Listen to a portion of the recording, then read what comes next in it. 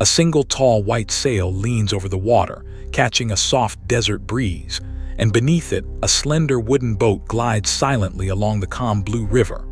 On one side rise golden dunes of the Sahara, on the other a green fringe of palms, and all around lies water so still it mirrors the sky. This is the Felucca, the timeless sailboat of Egypt, moving as it has moved for thousands of years across the oldest highway of the ancient world. Welcome to the Nile.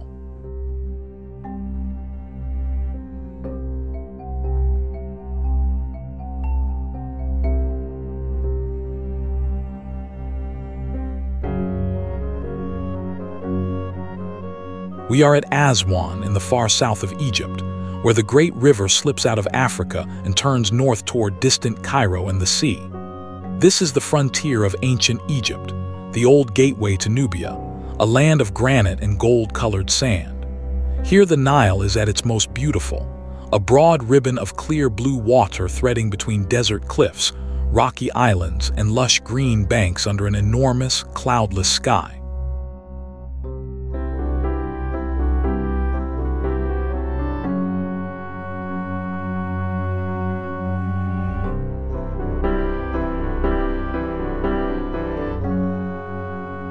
At the heart of it all is the boat itself. A felucca is a simple wooden sailboat, low and graceful, driven by a single tall triangular sail rigged on a long slanting spar. It has no engine and needs none. It carries only the wind and the current, and a quiet skill passed down through generations. Elegant and unhurried, the felucca is one of the oldest kinds of sailing vessels still in everyday use, and on the Nile it feels utterly at home.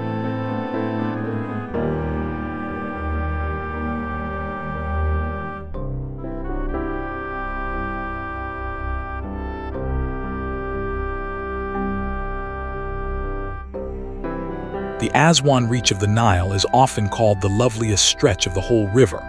Above the town, the water runs clear and deep and startlingly blue, calm as glass in the shelter of the surrounding hills. Here there are no crowded cities crowding the banks, only islands, dunes, and quiet villages. As the sail carries us upstream, the river opens like a serene blue avenue, framed by desert light and utter stillness.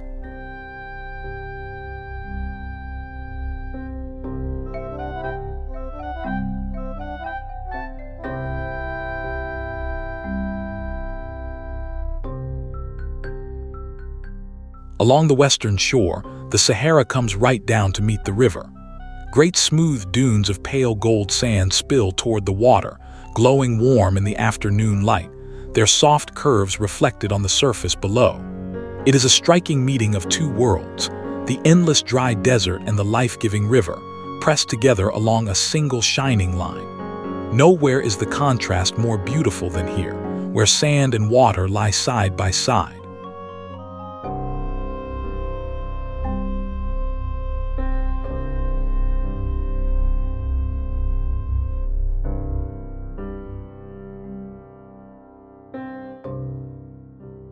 Scattered across the river near Aswan are dark boulders and islands of rounded granite, polished smooth by ages of wind and water.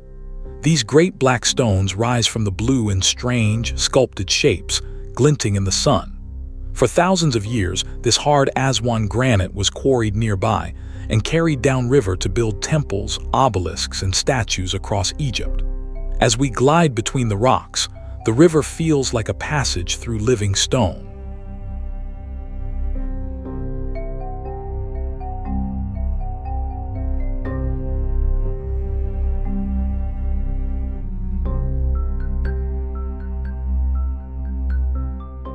The largest of the islands is Elephantine, a long green isle set in the middle of the stream.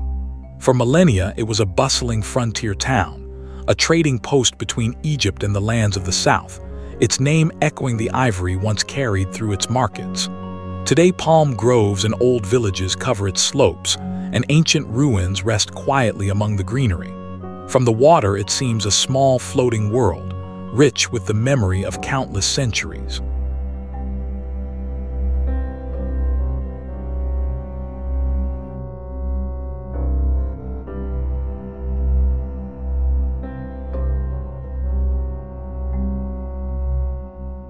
Nearby lies a smaller island given over entirely to a garden. Long ago, it was planted with trees and flowers gathered from across the tropics, and it has grown into a lush botanical paradise. Tall palms, flame-colored blossoms, and shady green paths crowd its length, and birdsong drifts across the water. Floating past its leafy banks, the little island feels like an unexpected jungle set adrift in the desert, cool and fragrant and alive.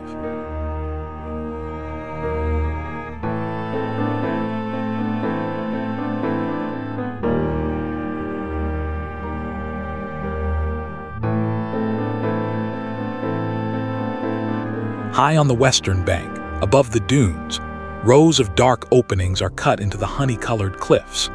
These are ancient tombs, carved into the rock as the resting places of the nobles and governors who once ruled this southern frontier. From the river they appear as small square doorways in the stone, gazing out over the water they knew in life.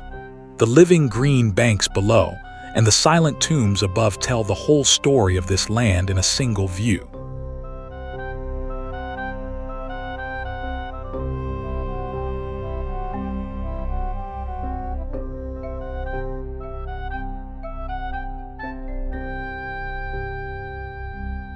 It is easy, drifting here, to feel why Egypt has always been called the gift of the Nile.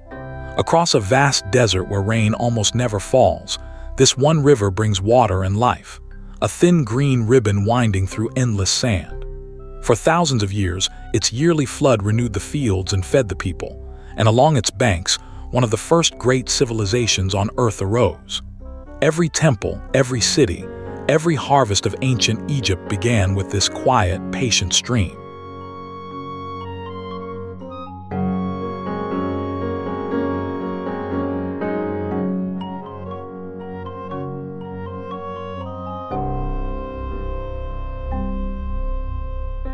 Long before our own small craft, sails like this one crossed these same waters. The ancient Egyptians were among the first great river sailors, gliding up and down the Nile in slender vessels much like the Felucca.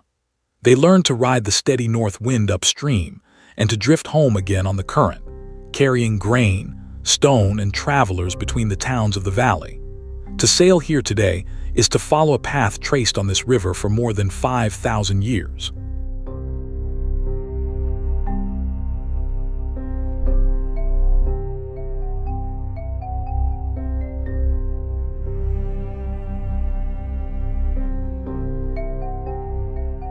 The Felucca works by a simple and ancient bargain with nature. The river always flows from south to north, while across most of the year a steady wind blows the other way, up from the north. So a boat can raise its sail and let the breeze push it upstream, then lower it and let the current carry it back down. That gentle balance of wind against water is the quiet engine of the Nile, and it has needed no improvement in all this time.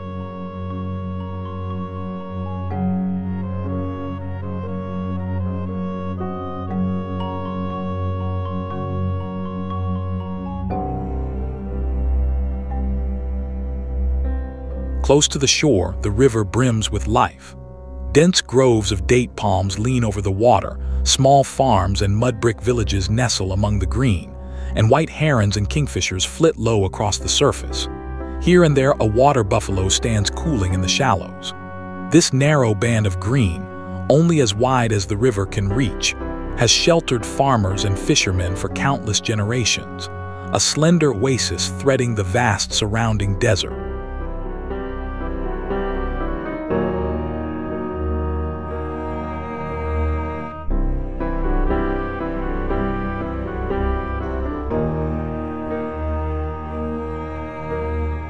There is a particular peace to moving by sail alone. Without an engine, there is no noise, only the lap of water against the hull, the soft flap of canvas, and the faraway call of birds.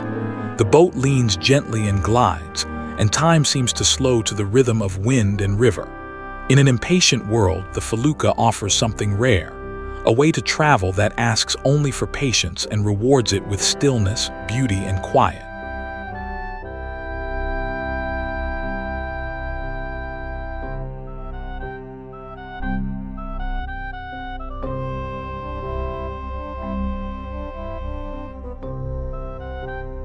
More than a scenic river, the Nile has always been the road that binds Egypt together.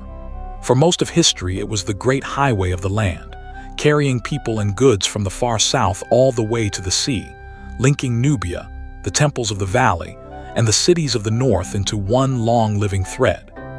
Here at Aswan, at the meeting of desert, granite, and green, we sit at the very source of that ancient journey, watching the river begin its long way north.